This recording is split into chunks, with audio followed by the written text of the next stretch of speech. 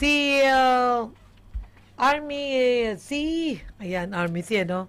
Carranza ay naroon ngayon sa bayan ng Talavera sa, ang alam ko ay sa tanggapan o sa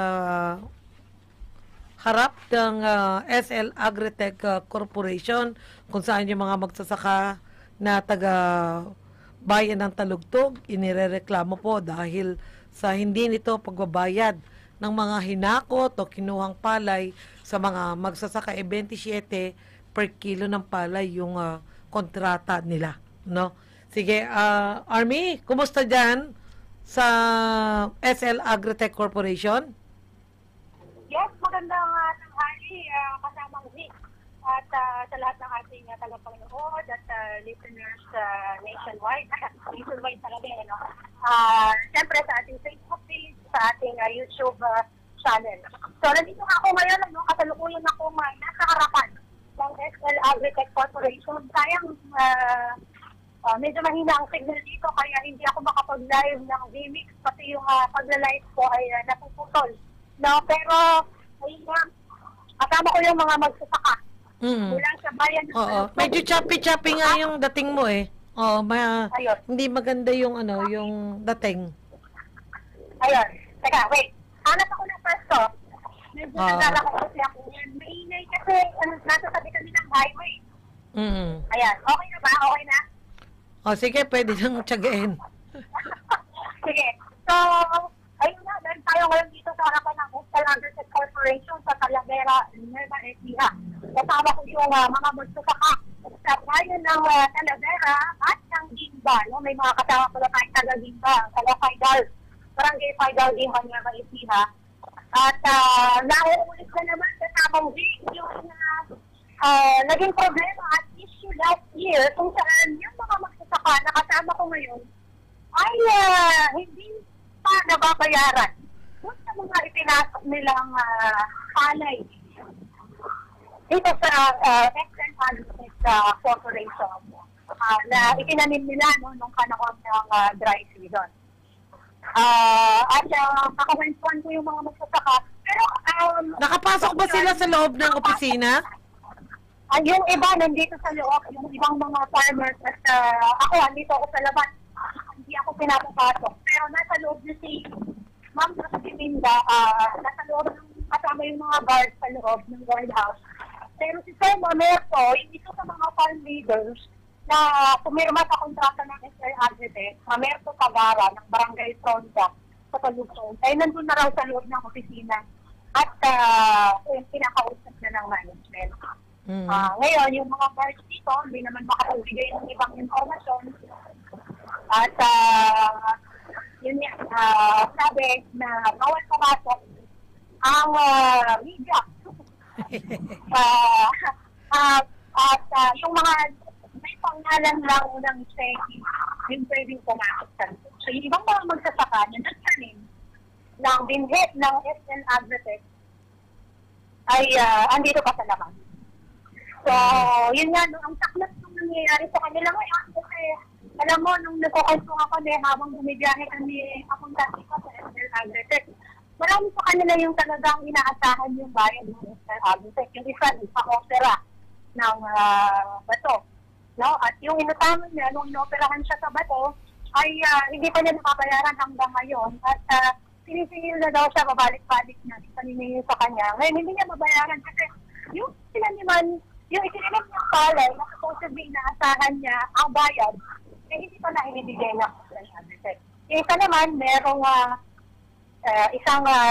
dalawang anak na nasa kolektiyo na may utang pa sa eskwelahan at hindi pa ma-full payment yung kanilang bayad dun sa college. Kaya naman nagkakaroon na sila ng problema pagdating sa saan nila uhugutin yung kamay ng Diyos. Yung ibabayad nila doon sa kumulyo. So, kasi,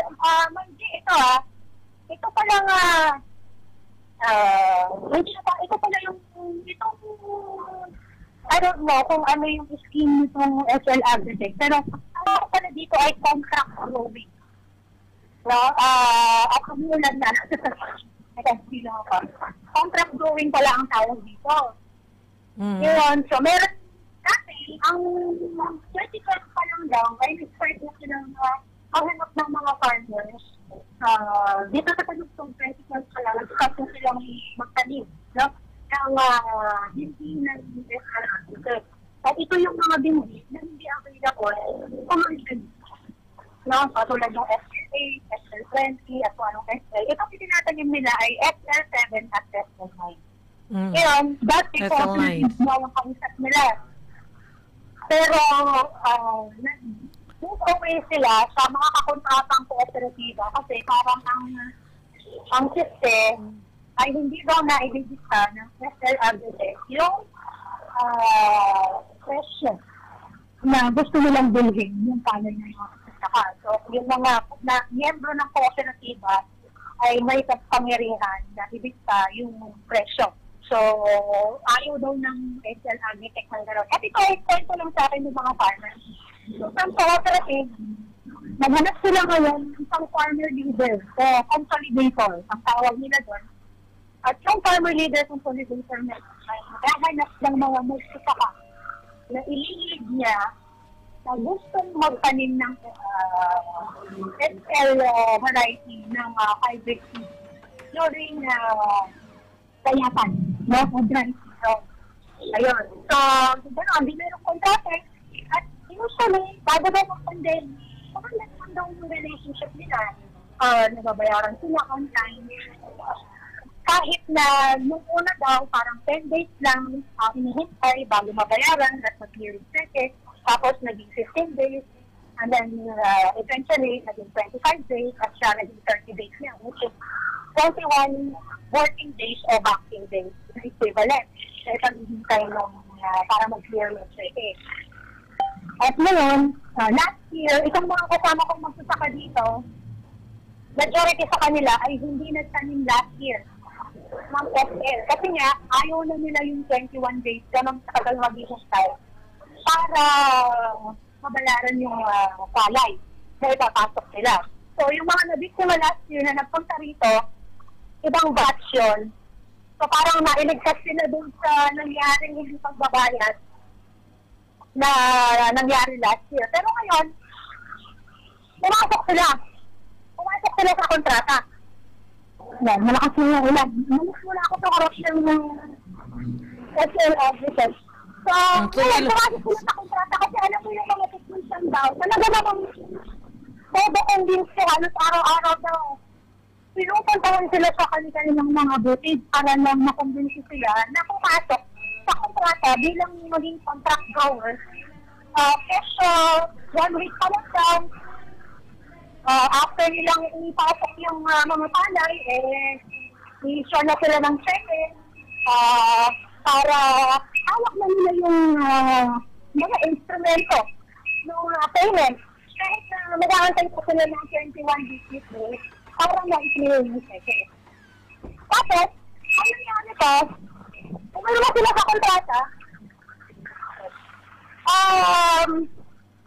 nung kumula sila sa kontrata, hindi sila sinagyan ng kopya ng kontrata. So, ngayon, parang ang pag-aalala nila, sumunod ko yung mga ng family leaders, sabi nga, natatakot ako, na baka mapati yung bukod sa palay na ipinasok, pati yung tracking na siya yung gumastos, siya ang nagdala dito sa SL Agritech mula sa Talugtog. Kaya hindi na mapayaran kasi nga, hindi pa nila na ipapasok din yung mga papel nung track scale at saka yung mismong biyahe. No? Kasi parang for 25 kilos daw, ay for 25 kilometers, na ibinyahe ng truck papunta dito sa loob ng SL Agritech ay 60 cents kada kilo. Teka lang akit na ako sa truck. Ay! Army, okay na siguro kasi hindi rin na maganda yung signal mo dito kaya choppy. Sige, okay na muna yon at ayan, sige, basta i-assist na lang natin din yung mga magsasaka. Maraming salamat. Okay, sige. Okay, yan. So, ako, talaga naman Ayun, yun din kasing ibang mga magsasaka na na nagtanim noon, nakaraang cropping ata yun eh, nung nakaraang cropping, ano, na hirapan na rin sila sa ganyan eh. Meron pa rin umuulit. O dapat kasi natututo na sila sa kanilang karanasan. Pero bukod daw kasi sa mga dati na pinagtatanim ng SL9, ano, ng SL Corporation, ay may mga bago na napa napilit, ano, no, napilit o naengganyo na magtanim kasi nga naman daw may kung ikukumpara sa ibang bini, maganda yung ano yung marami. Kumbaga marami yung ani, yon. Yung isa nga doon eh magsasaka umani ng 250 kabanse per hektarya.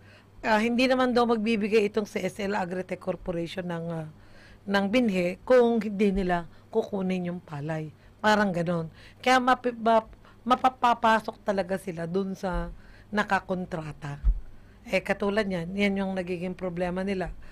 Pera na nila, palay na nila, no, na kinukuha talagang 27 pesos per kilo, ngayon kaaway na nila yung kanilang palay at yung pera nila na dapat ay bayad dun sa kanilang ani.